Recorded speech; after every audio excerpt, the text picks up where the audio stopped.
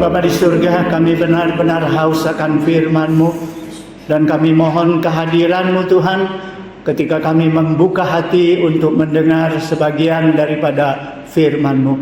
Kami mohon Roh-Mu mencerahkan firman-Mu bagi kami, sehingga kami mengerti kehendak Tuhan di dalam firman-Mu untuk kami boleh lakukan dalam kehidupan kami. Terima kasih Tuhan untuk semua yang sudah hadir pada sore hari ini.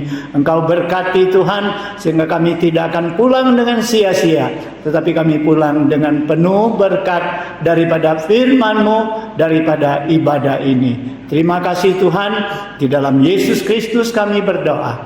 Amin. Shalom.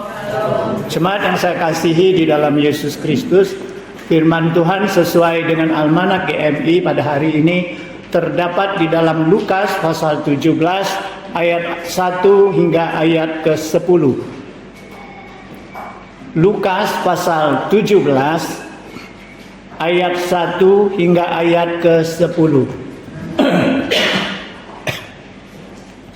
Bila sudah mendapatkan, mari kita membacakannya bersama-sama dan kita menghayati, kita baca dengan perhatikan apa isi daripada pembacaan kita hari ini.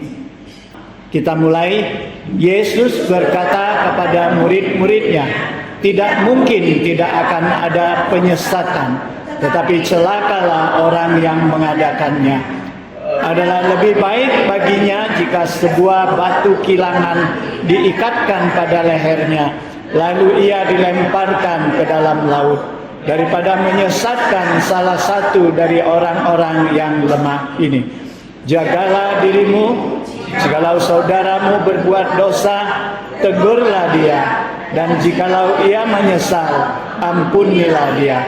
Bahkan jikalau ia berbuat dosa terhadap engkau 7 kali sehari, dan 7 kali ia kembali kepadamu dan berkata, aku menyesal, engkau harus mengampuni dia. Lalu kata rasul-rasul itu kepada Tuhan, tambahkanlah iman kami. Jawab Tuhan, kalau sekiranya kamu mempunyai iman sebesar biji sesawi saja, kamu dapat berkata kepada pohon ara ini, terbantunlah engkau dan tertanamlah di dalam laut, dan ia akan taat kepadamu. Siapa di antara kamu yang mempunyai seorang hamba yang membajak atau menggembalakan ternak baginya, akan berkata kepada hamba itu setelah ia pulang dari ladang, mari segera makan? Bukankah sebaliknya ia akan berkata kepada hamba itu, sediakanlah makananku, ikatlah pinggangmu, dan layanilah aku sampai selesai aku makan dan minum. Dan sesudah itu engkau boleh makan dan minum. Adakah ia berterima kasih kepada hamba itu karena hamba itu telah melakukan apa yang ditugaskan kepadanya? Demikian jugalah kamu. Apabila kamu telah melakukan segala sesuatu yang ditugaskan kepadamu, hendaklah kamu berkata, kami adalah hamba-hamba yang tidak berguna. Kami hanya melakukan apa yang kami harus lakukan. Demikianlah pembacaan kita pada hari ini. Jemaat yang saya kasihi di dalam Yesus Kristus, selama 3,5 tahun pelayanan Yesus di dunia ini, Yesus telah mengerjakan banyak hal. Pertama, Yesus memberitakan Injil Kerajaan Allah. Dia menyerukan, bertobatlah karena Kerajaan Allah sudah dekat. Kemudian Yesus juga melakukan mujizat, menyembuhkan orang yang sakit, mengusir setan, dan membangkitkan orang mati. Nah, saudara sekalian, di situ Yesus ingin menyatakan bahwa tidak ada kuasa yang tidak dapat dilakukan oleh Tuhan. Kuasa Tuhan tidak terbatas. Nah, kemudian Yesus juga mengajarkan kebenaran Allah melalui khotbah-khotbahnya yang ternama khotbah di bukit, khotbah di pantai Galilea. Yesus menyampaikan di dalam pengajarannya kebenaran Allah, juga menyampaikan nasihat-nasihat, peringatan-peringatan, teguran-teguran di dalam pengajarannya. Yesus menyatakan bahwa kebenaran Allah adalah kebenaran yang hakiki. Kemudian akhirnya Yesus menyelesaikan visi dan misinya. Di atas kayu salib mengorbankan dirinya bagi manusia berdosa. Saudara sekalian, apa yang Yesus kerjakan ini hanya membutuhkan 3,5 tahun. Nah saudara sekalian, firman Tuhan yang kita baca pada hari ini hanya sebagian kecil saja pengajaran Yesus. Dan pengajaran ini berupa nasihat Yesus. Nah saudara sekalian, tentu tujuannya adalah supaya kita mendengar, kemudian mengerti, kemudian kita lakukan di dalam kehidupan kita. Inilah tujuannya pada hari ini. Nah saudara sekalian, Yesus mengawali pengajarannya dengan suatu peringatan yang keras. Yesus katakan apa? Tidak mungkin tidak akan ada penyesatan. Di sini Yesus katakan apa? Penyesatan pasti ada, tidak mungkin tidak akan ada. Nah saudara sekalian, apa yang Yesus katakan, bila kita membaca firman Tuhan, memang dari zaman ke zaman penyesatan itu tidak pernah tidak ada. Kita lihat pada awal manusia diciptakan, iblis melalui ular menyesatkan Hawa dengan memutarbalikkan firman Tuhan, sehingga Hawa jatuh ke dalam dosa. Kemudian kita juga melihat di dalam Yeremia pasal 23 ayat 16 sampai 17, iblis melalui nabi-nabi palsu menyebarkan nubuat-nubuat yang palsu dan sia-sia, yang bukan dari Allah, untuk menyesatkan umat Israel. Kemudian kita lihat di dalam Keluaran pasal 32 ayat 1 hingga 6. Iblis juga menggunakan kesempatan ketika Musa sedang ada di Bukit Sinai, tidak turun-turun, sehingga mereka ketakutan. Mereka gelisah. Mereka pikir Musa mungkin gak akan turun lagi. Siapa yang memimpin mereka? Sehingga mereka mendesak Harun untuk membuat patung lembu emas.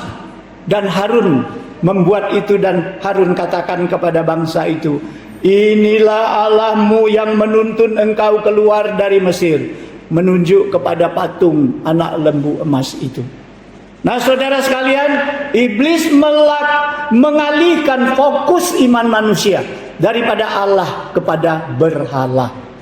Saudara sekalian, di dalam di dalam Matius pasal 23 ayat 13 sampai 15, orang-orang Farisi digunakan oleh iblis, termasuk ahli Taurat, menyesatkan bangsa Israel dengan ajaran-ajaran sesatnya. Ajaran sesat apa? Mereka mencampur adukkan tradisi-tradisi manusia dengan firman Tuhan. Jadi seolah-olah tradisi lebih penting daripada firman Tuhan. Salah satu contoh, murid-murid tidak cuci tangan. Mereka tegur Yesus, kenapa muridmu makan tidak cuci tangan, melanggar Taurat? Saudara sekalian, padahal kata Yesus, yang mana yang penting? Cuci tangan atau cuci hati? Nah saudara sekalian, di dalam Galatia pada zamannya Paulus, iblis juga menggunakan pengajar-pengajar Injil palsu yang bukan Injil Kristus, seperti Injil Yudas, Injil Barabas, sampai saat ini digunakan oleh tetangga kita untuk menyerang ajaran-ajaran Kristen. Nah saudara sekalian, kita juga lihat di dalam Yohanes pasal 2 ayat 18, Wahyu pasal 13 ayat 11 hingga 14. Iblis juga menggunakan antikris untuk menyesatkan manusia dengan apa? Dengan tanda-tanda mujizat yang mengagumkan. Nah saudara sekalian, benar apa kata Yesus, bahwa tidak mungkin tidak akan ada penyesatan. Dari zaman mulai manusia diciptakan sampai akhir zaman, penyesatan itu setiap saat akan ada. Makin dekat akhir zaman, penyesatan makin banyak. Oleh sebab itu Yesus di dalam Matius pasal 24 ayat 24, Yesus katakan, sebab Mesias palsu dan nabi-nabi palsu akan muncul, dan mereka akan mengadakan tanda yang dahsyat dan mujizat-mujizat, sehingga sekiranya mungkin mereka menyesatkan orang-orang pilihan juga. Nah, saudara sekalian, di sini Yesus ingin mengatakan bahwa penyesatan itu sasaran utamanya kepada siapa? Kepada orang-orang yang lemah. Makanya Yesus katakan, kalau kamu menyesatkan salah seorang daripada orang-orang yang lemah ini, maka lebih baik lehermu digantungkan dengan kilangan, kau dilempar ke dalam laut. Tetapi apakah hanya orang lemah? Tidak, karena Yesus selanjutnya mengatakan tadi, sekiranya mungkin mereka menyesatkan orang-orang pilihan juga. Jadi saudara sekalian, kita jangan tenang-tenang ya. Kita katakan, aku aktivis gereja, aku sudah kenyang baca firman Tuhan, aku pelayan Tuhan yang handal, tidak mungkin aku bisa disesatkan. Hati-hati, karena sasaran penyesatan juga kepada orang-orang pilihan Allah. Tetapi orang-orang lemah adalah sasaran empuk. Nah, melalui ini Yesus ingin mengatakan apa? Yesus ingin mengatakan bahwa jangan jadi penyesat dan jangan disesatkan juga. Saudara sekalian, Yesus mengatakan betapa berat hukuman bagi penyesat. Tapi Yesus juga katakan jangan disesatkan. Jadi kalau tidak mau disesatkan, jangan jadi anak-anak yang hanya bisa minum susu, kata Paulus. Kamu jangan hanya jadi bayi yang mampu minum susu saja di dalam kerohanian, tetapi kamu juga harus bisa makanan-makanan keras. Yang dikatakan orang-orang lemah bukan lemah fisiknya, tetapi lemah imannya. Oleh sebab itu Yakobus juga mengatakan, orang yang imannya lemah sama seperti gelombang laut ditiup oleh angin kian kemari. Angin ke kiri, ombaknya ke kiri. Angin ke kanan, dia ke kanan. Mudah diombang-ambingkan oleh ajaran-ajaran sesat. Jadi saudara sekalian, di sini tujuan Yesus menyampaikan nasihatnya, supaya kita berjaga-jaga. Nah, kalau kita baca Alkitab tadi, saya temukan, saya agak curiga ya. Saya pikir ini pembagi bagian-bagian daripada Alkitab ini ada keliru. Keliru apa? Keliru di titik komanya. Harusnya fase ini selesainya haruslah kamu berjaga-jaga. Stop. Baru selanjutnya nasihat Yesus, kalau ada saudaramu yang salah, tegurlah. Kemudian kalau dia menyesal, ampunilah. Jadi bukan digabungkan berjagalah dirimu. Bukan. Baru tidak. Berjaga diri harus ada di dalam fak penyesatan. Karena apa? Saya berani katakan demikian. Karena Alkitab dari dulu nggak ada titik koma di situ. Tidak ada ayat 1, 2 belum dicetak itu. Ayat Alkitab itu terus ditulis seperti itu. Hanya bagi ahli-ahli Alkitab akhirnya membagi ini perikopnya, kasih judul ini, ayatnya ini jadi ayat 1, ini ayat 2, ayat 3. Nah, saudara sekalian, tidak terluput kekeliruan. Itu tanggapan saya. Benar atau salah, silakan saudara sekalian nanti menilai. Nah, kenapa harus berjaga-jaga? Disinilah Yesus mengatakan, karena penyesatan itu tidak mungkin tidak ada. Oleh sebab itu berjaga-jagalah, supaya kamu jangan jadi penyesat, dan juga jangan kamu disesatkan orang. Mungkin saudara sekalian mengatakan melalui contoh yang saya berikan tadi, oh, yang menjadi penyesat itu bapaknya adalah iblis, bukan kami. Ya, jadi kami hanya hati-hati jangan disesatkan. Kalau penyesat itu bukan kami. Oh, saudara sekalian, hati-hati. Karena seringkali tanpa kita sadari, melalui perkataan kita, melalui ajaran kita, melalui tingkah laku kita, kita telah membuat orang tersesat. Saudara sekalian, sesat itu apa artinya? Sesat itu adalah kehilangan arah. Namanya sesat. Kehilangan fokus, kehilangan tujuan. Saudara sekalian, kalau gara-gara perkataan kita, kalau gara-gara pengajaran kita, kalau gara-gara ajakan kita, kalau gara-gara perbuatan kita menyebabkan seorang kehilangan arah, menyebabkan seseorang meninggalkan Tuhan, maka kita sudah tergolong penyesat. Jadi saudara sekalian, disinilah Tuhan mengatakan, berjagalah, jagalah dirimu. Saudara sekalian, kemudian kita masuk ke tahap yang kedua. Nasihat Yesus adalah apa? Kalau ada saudaramu yang salah, tegurlah dia. Saudara sekalian, di sini Yesus mau katakan, jangan biarkan kesalahan itu beranak cucu. Jangan biarkan suatu kesalahan itu kita biarkan. Kita tahu salah, kita biarkan. Sehingga kesalahan itu makin beranak cucu, makin berkembang dia. Tegurlah. Cara menegur, Alkitab banyak mengajar kita, ya. Jangan menegur dengan kasar. Ajaklah berbicara empat mata.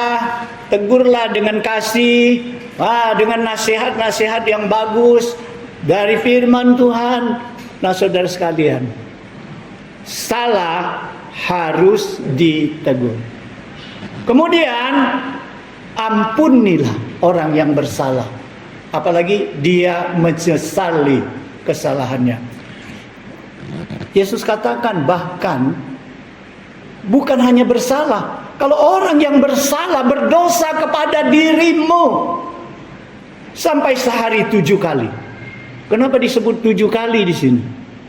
Saudara sekalian, 7 itu angka sempurna bagi orang Kristen. Jadi kalau orang berdosa terhadap kita sampai 7 kali sehari, Tuhan katakan apa? Ampuni mereka. Nah, di situ ada, kalau dia 7 kali datang mengatakan menyesali, baru kau ampuni. Nah, saudara sekalian, saya waktu menyiapkan fak ini, saya berteleponan dengan seorang hamba Tuhan, ya, sharing tentang ayat ini. Saya telepon beneran, kami berdebat itu. Dia bilang, ya, pendapat saya, kalau orang salah dengan kita, kalau dia menyesal, kita ampuni. Di sini dikatakan menyesal, diampuni. Kalau tidak menyesal, tidak perlu diampuni. Itu pendapatnya. Saya protes, saya bilang, kalau begitu, kalau orang menyesalnya ini palsu, diampuni. Ya, kalau orang itu tidak menyesal, kita balas. Tidak ampuni, kita balas. Wah, kalau begitu Yesus katakan, ampunilah, kasihilah musuhmu, ampunilah mereka, orang-orang yang menganiaya kamu. Saudara sekalian, itu lebih berat lagi.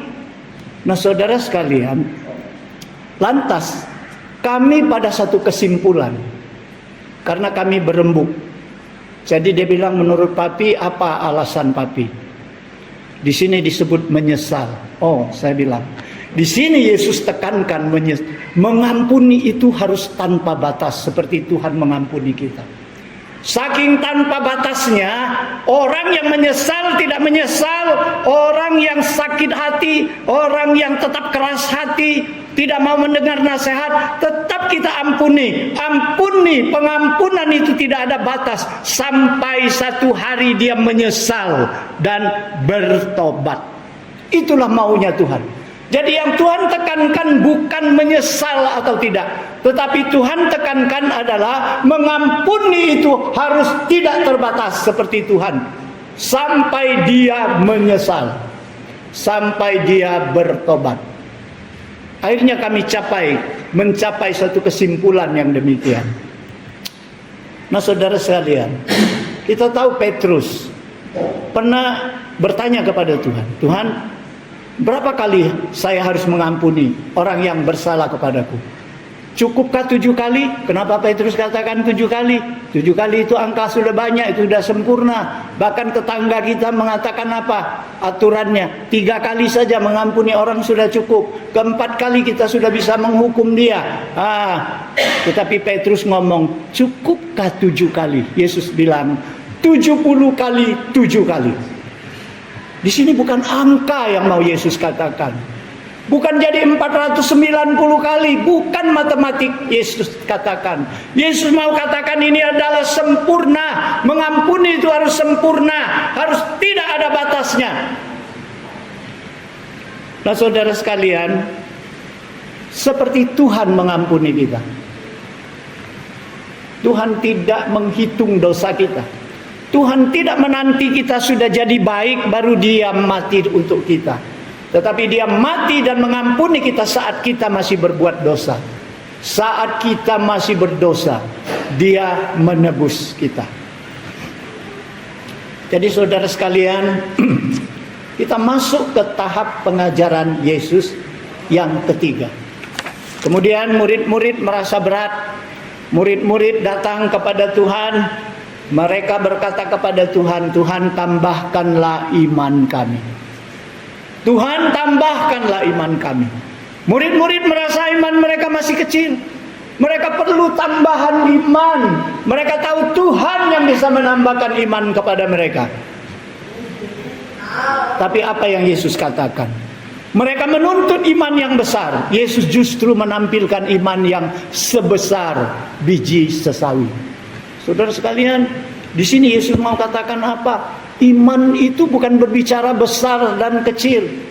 Iman itu sekecil biji sawi saja. Asal dia mempunyai kehidupan, asal biji sawi itu dijatuhkan ke dalam tanah, maka dia akan bertumbuh menjadi pohon yang besar. Dan dia akan menjadi pohon yang bisa dihindapi oleh burung-burung, bersarang di atasnya. Saudara sekalian, Yesus mau menjelaskan iman itu bukan perlu besar dan kecil. Bukan bicara itu. Iman itu berbicara apakah hidup atau mati. Iman sekecil biji sesawi saja, kata Yesus. Kau bisa berbicara kepada pohon ara, terbantunlah, tercabutlah kau, tertanamlah di laut. Saudara sekalian, saya pikir ini mustahil ya. Pernah tidak kita doa bisa memindahkan, jangan mencabut ya, karena pohon ara itu susah dicabut ya, akarnya itu menyilang dan panjang, susah dicabut. Dengan alat pun susah dicabut, apalagi dengan tangan. Nah saudara sekalian, memindahkan pohon ara saja ke laut itu hal yang mustahil. Menurut saya manusia mustahil. Tapi bagi Allah tidak mustahil. Ya, bagi Allah tidak mustahil. Kita lihat banjir bandang begitu terjadi. Tadinya kampung, tadinya gunung jadi lembah. Tadinya lembah jadi ada bukit di situ. Ketika gempa bumi besar terjadi, ya kita tahu gunung jadi lembah, jadi jurang. Jalan menjadi belah. Wah, nggak heran kalau ada pohon-pohon pindah ke laut, batu-batu laut pindah ke darat. Nah saudara sekalian, nggak heran Tuhan mampu. Tetapi apakah dengan iman sebesar biji sesawi kita mampu melakukan seperti itu? Kalau tidak, apa maksud Tuhan di situ?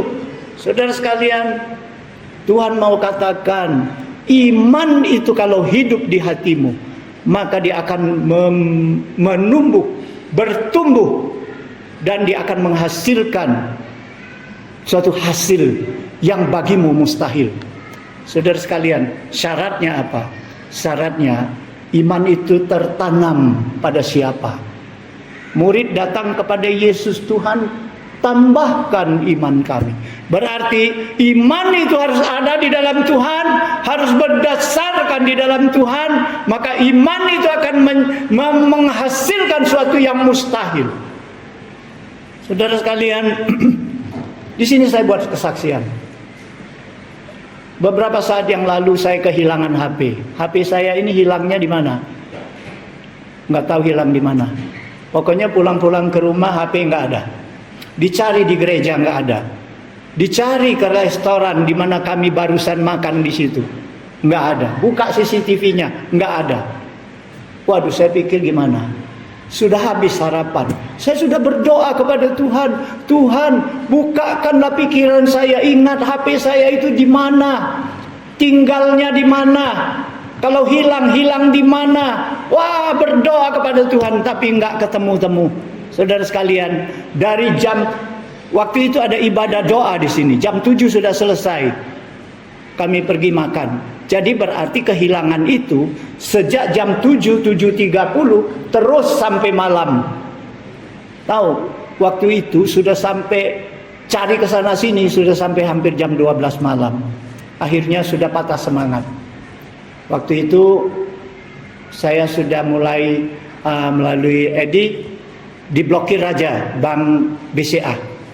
Ya, rekening bank itu diblokir. Kami hubungi BCA, kami sudah blokir. Kemudian pikir besok sudah janji dengan Hansen mau memblokir di BNI dan di BRI. Ya, diblokir. Jadi sudah merencanakan besok pergi ke Halo untuk tutup kartu Halo. Ya, HP, ganti kartu yang lain. Saudara sekalian, waktu itu iman saya tinggal sisa sedikit. Saya masih doa, Tuhan, datanya banyak di dalam HP. Saya butuh datanya, Tuhan. Saya tetap harap HP itu bisa ditemukan. Walaupun itu saat ini rasanya mustahil. Itulah harapan saya, Tuhan tahu. Saudara sekalian, tiba-tiba Hansen pulang main bulu tangkis. Kemudian dia cari-carilah cara. Kami sudah siap tidur waktu itu. Sudah terima nasib, HP hilang.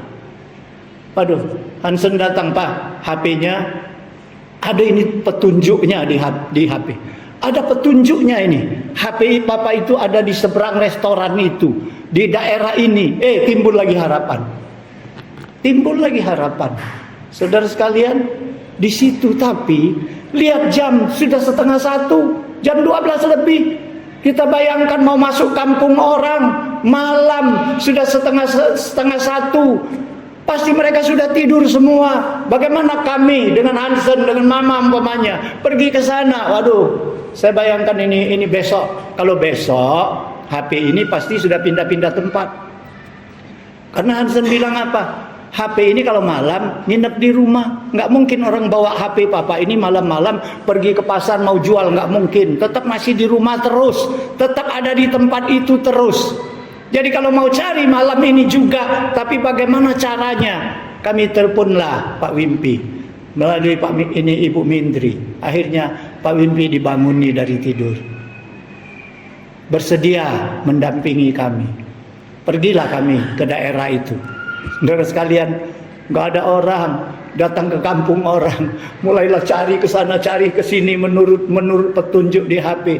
Akhirnya Tuhan tunjukkan seperti Google Map itu, tunjukkan arahnya, ada tanda panahnya. Di situ ada 2 buah rumah. Kemudian dihidupkanlah suara oleh Hansen dengan cara karena saya sudah silent HP itu, tapi Hansen hidupkan dengan cara teknologi di HP itu. Kemudian didengarlah, di sini ada suara, nih di sini ada dudut. HP yang suara itu adalah dudut. Di sini nih, yang ini atau yang ini? Dian bilang, Pak, ini ada bunyi suara. Kata Hansen, bukan. Di sini rumah satu ini bunyinya dudut. Ya, akhirnya apa? Lagi didengar, pintu dibuka oleh tuannya. Langsung kami tembak. Ya, Hansen langsung tembak. HP kami hilang. Menurut internet tunjuknya di sini. Bapak ketemu HP ya? Dia langsung ngaku. Saudara sekalian, ini mujizat. Ini mujizat. Iman hanya tinggal sebiji sesawi. Tetapi kita bisa melakukan suatu hal yang di luar nalar, di luar pikiran manusia. Enggak ada orang bisa pikir HP saya dapat lagi. Saudara sekalian, di sini Yesus mau kata iman itu sebesar biji sesawi, asal hidup, asal berdasarkan di dalam Tuhan, maka dia akan menghasilkan sesuatu mujizat. Hasil mujizat, suatu kemustahilan akan terjadi. Saudara sekalian, di sini ajaran Yesus tentang iman. Nah, saudara sekalian, akhirnya kita masuk di dalam ayat yang terakhir. Di situ Yesus mengumpamakan suatu tuan dan hamba. Saudara sekalian, kalau kita bicara tentang tuan dan hamba, maka kita tahu waktu sistem zaman Yesus, seorang hamba itu hidupnya sepenuhnya di tangan tuannya. Karena apa? Karena hamba itu sudah dibeli, sudah ditebus. Jadi nyawa hamba itu ada di tangan tuannya. Kalau tuannya menghendaki nyawa dari hambanya, tidak bisa disalahkan, karena dia sudah dibeli oleh tuannya. Jadi Yesus mau jelaskan di sini, seorang hamba pada saat itu bagaimana dia mengabdi kepada tuannya. Yesus memberikan contoh, sekalipun dia sudah menggarap tanah seharian, sekalipun dia sudah mengembalakan hewan tuannya seharian, ketika dia pulang, dia tidak bisa makan dulu. Nggak bisa. Dia harus layani tuannya dulu. Biar tuannya sudah makan, minum, sudah cukup, baru dia berhak makan dan minum. Nah, saudara sekalian, setelah itu dia harus katakan apa? Aku adalah hamba yang tidak berguna. Apa yang kulakukan itu adalah selayaknya aku lakukan. Saudara sekalian, di sini Yesus ingin mengatakan bahwa kita semua ditebus oleh Allah dengan harga yang mahal. Paulus mengatakan kita dulu orang berdosa, kita harus binasa, tetapi Allah sudah membayar dengan darahnya, bayaran yang mahal, yang lunas dibayar. Jadi hidup kita hendaklah milik Tuhan. Jangan kita melayani Tuhan untuk imbalan jasa. Jangan kita melayani Tuhan dengan bangga, dengan menyombongkan diri kehebatan kita. Tidak. Kita harus berkata seperti hamba ini, Tuhan, kami adalah hamba yang tidak berguna. Apa yang kami lakukan adalah seharusnya kami lakukan untuk-Mu. Saudara sekalian, oleh sebab itu di dalam satu lagu, milikilah hati seorang hamba. Saudara sekalian, penulis lagu ini pasti telah diinspirasi oleh ayat-ayat ini. Nah, saudara sekalian, melalui firman Tuhan hari ini, yang saya berikan tema beberapa nasihat Yesus, maka kita akan simpulkan, hidup kita jangan jadi batu sandungan. Jangan menyesat orang, jangan juga tersesat karena orang. Jangan mau, ya, tidak boleh menyesatkan orang. Jangan pula mau disesatkan orang. Jangan disebabkan orang kita tinggalkan Tuhan. Jangan juga menyebabkan orang tinggalkan Tuhan. Baik melalui perkataan, melalui tindakan, melalui ajaran kita, melalui hidup kita. Jangan menyebabkan orang meninggalkan Tuhan. Jangan juga disebabkan orang kita tinggalkan Tuhan. Ini peringatan Tuhan. Kedua, milikilah gaya hidup mengampuni tanpa batas seperti Tuhan. Karena kita menyadari apa? Kita sudah diampuni Tuhan tanpa syarat. Kita selayaknya juga mengampuni orang-orang yang salah. Saudara sekalian, yang ketiga, hidup kita di dalam Tuhan harus beriman. Dan kita harus layani Tuhan dengan penuh kerendahan hati. Saudara sekalian, semoga firman Tuhan hari ini, nasihat Tuhan hari ini, mengajar kita beberapa hal ini, sehingga hidup kita berkenan di hadapan Tuhan dan memuliakan nama Tuhan. Mari kita berdoa. Bapa di surga, kami mau bersyukur kepada-Mu Tuhan melalui firman Tuhan hari ini.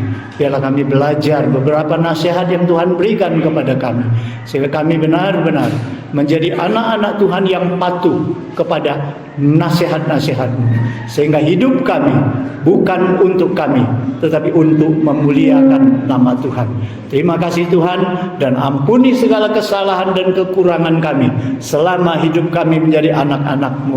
Biarlah melalui firman-Mu hari ini kami dididik, lebih dekatkan diri, lebih melakukan firman-Mu dengan benar.